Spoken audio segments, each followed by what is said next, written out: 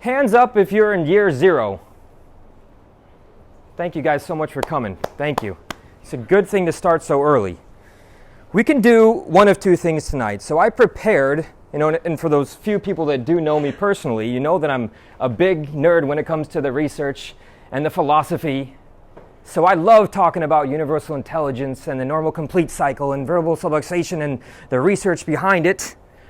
Or we can talk about how to have an extraordinarily courageous life, how you can be successful. Which one do you want? Success? I see by the looks on some of your faces that you want to talk about that. So I hope we'll go there. And we're going to go for about 30, 45 minutes. I heard that there's pizza on the way. That's why you're here, I think. The guys in the front are going to get the first ones.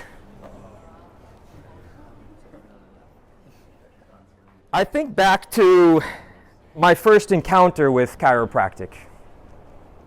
My dad was in a really bad car accident. The car was hit by an old lady and it rolled several times. He was out flat for a few weeks, couldn't almost not even walk, taking lots of pain medication, and somebody told him about chiropractic. And as a little boy, I realized just how incredible chiropractic is. I wanted to be a chiropractor. I didn't know what the hell this guy did, but I saw the energy, I saw the excitement, I saw how it impacted my dad's life, and I wanted to do just what that guy did. This talk tonight has a few important things for me. I also think about my grandmother who just passed away a year ago, feeling totally great most of her life, and in the last 2 years wasn't doing so well. Her body was full of cancer.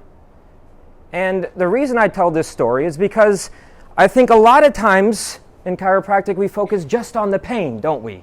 We think that our objective and our only objective is to treat the symptoms and treat the pain, when the reality is there's so much more to the human experience than just the pain. And don't get me wrong, the pain is important, and they come to your office for the pain, but basing health just off the pain is like falling from a building, as Reggie Gold would say, saying, "Oh, I feel fine as you fall each floor down."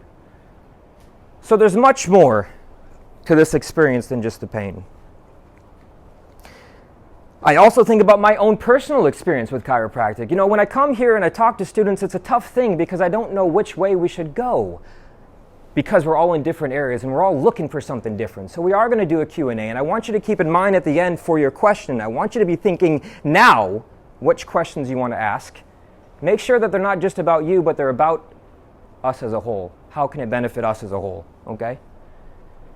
We've got lots of problems and challenges in the world, don't we? I think one of the biggest challenges is this addiction to the old story, the old narrative, the operating system that we keep on playing over and over again. And for me, my experience with chiropractic, I came in because I was playing ice hockey, and guess what? I had low back pain. I went to the chiropractor because of low back pain, and he helped my low back pain go away. But you know what else happened? I started to think a little bit differently. I started to think a little bit clearer. I started to see health as much more than just my symptoms. I mean, take, for example, the World Health Organization. How do they define health? You guys know this. It's not just the absence of symptoms, is it? It's optimal function. We've got a big job ahead of us, chiropractors. We're officially the sickest species on the planet. No species comes close to the amount of sickness and suffering as a human species does. And we have a tremendous role to play in this. So I think about my story. I think about how I was taking depression medications and not experiencing and expressing that inner greatness. You see, I believe and I see evidence for the fact that we have this inner perfection within us that we chiropractors call innate intelligence, the divine perfection, whatever you like to call it, this animation within us that regulates all processes in the body. So first year out of school, going to Norway, didn't do so well. Struggled a hell of a lot, sleeping on the floor of a mattress in my apartment that I could barely afford. I came to Norway with $1,000 in my pocket thinking that I was going to be able to live for a few months there, no problem. Found out that Norway's a bit more expensive than I thought. That lasted for about a month, and I realized that I had an option. Julius Caesar, about 2,000 years ago, I don't know if you're familiar with this story, came to the UK to conquer it, outnumbered. And as they arrived on the shores, he looked around at his soldiers and realized that they were all packing up, getting ready to run as soon as the shit hit the fan. So what did Julius Caesar do? He set the boats on fire. And you see, this is what we have to do too. So often we're so fearful of what the consequences, the outcomes are going to be, instead of going all in, committing to your excellence. I want you to leave tonight a different person in some capacity. I want you to leave tonight committed to excellence, not just for you, not just for your family, but for humanity, because we've got a big challenge here. And I think chiropractors have the hugest role to play in changing that. So, what led to my success? And I'm speaking from my personal experience. I would say a big challenge that I had was right here, was my own personal operating system. I think a big thing too was also the wrong mentor. Okay? When you find a mentor, make sure you know that that person has a track record of success. Don't just go on Facebook and see the pretty photos of them posing with their baby. Make sure they have a track record of success, because as soon as you dig in there, sometimes you'll start to see that it starts to crumble apart.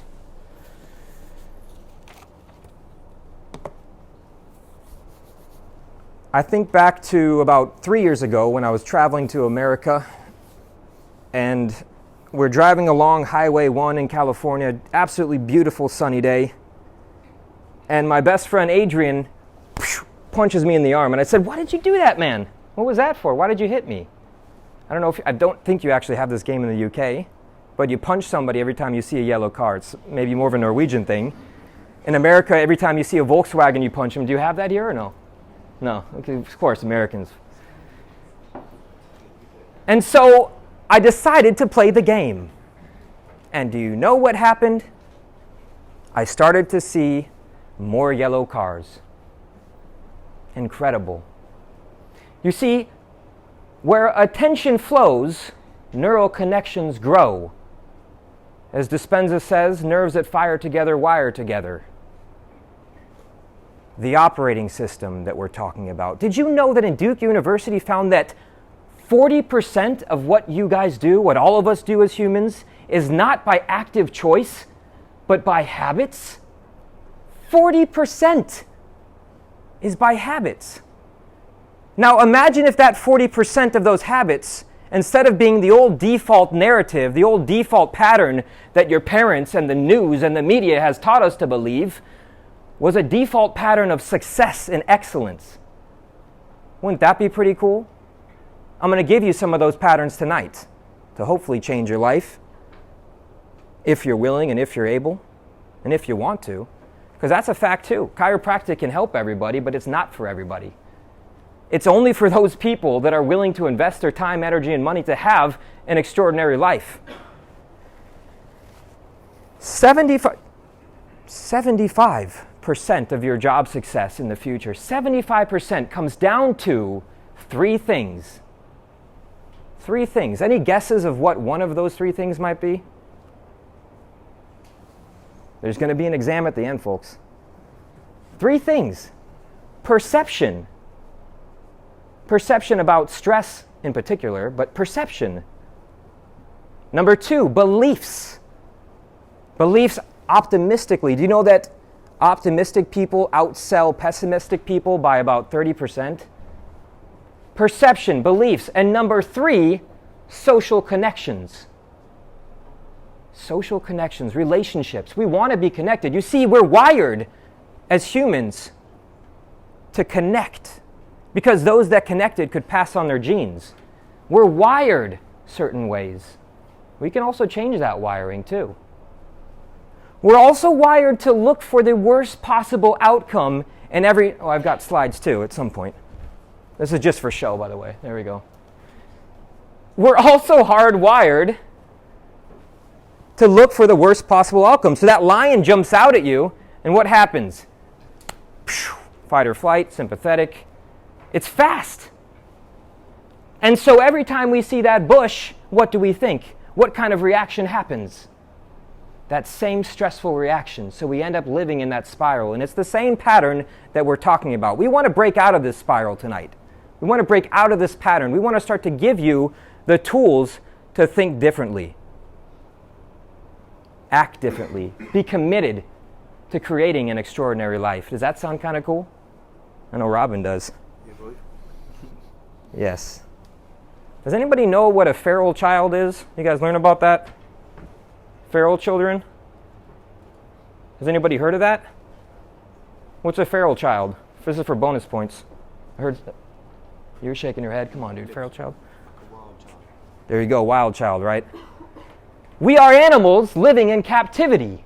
Feral children, there was a Russian girl that was raised by dogs, and you know what? She barked like a dog. She drank water like a dog. And as a father of 2 girls, it makes me so sad to see that, but it just shows and it illustrates how malleable we are. We need to start thinking differently. This is the point. How do you see yourself? We want you to rewrite that narrative. Did we get the pizza ordered? I'm getting hungry too. All right, guys. This is going to be a really cool thing here too. In 1988, Steele found the self-affirmation theory. You guys heard of affirmations before? I always thought this was so metaphysical, esoteric, it's above me, I'm a scientist. But you know what? There's a lot of evidence to this because these affirmations create our self-identity. And that self-identity leads to our destiny and who we are. So I would suggest, and the evidence shows, that those that are saying these affirmations have a different outcome, a different life. What kind of affirmations should we say? Well, what do you want? What's your goals?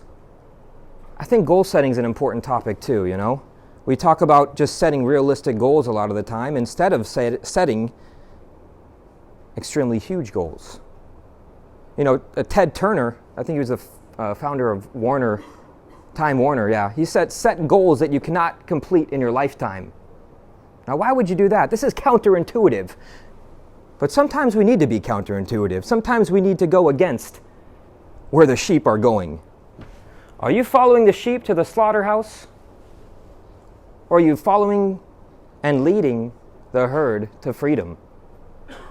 This is your choice. This is your choice, chiropractors. I want to make sure we've got enough time for questions, and I hope that we can unpackage some of this stuff and figure out where exactly you guys want to go.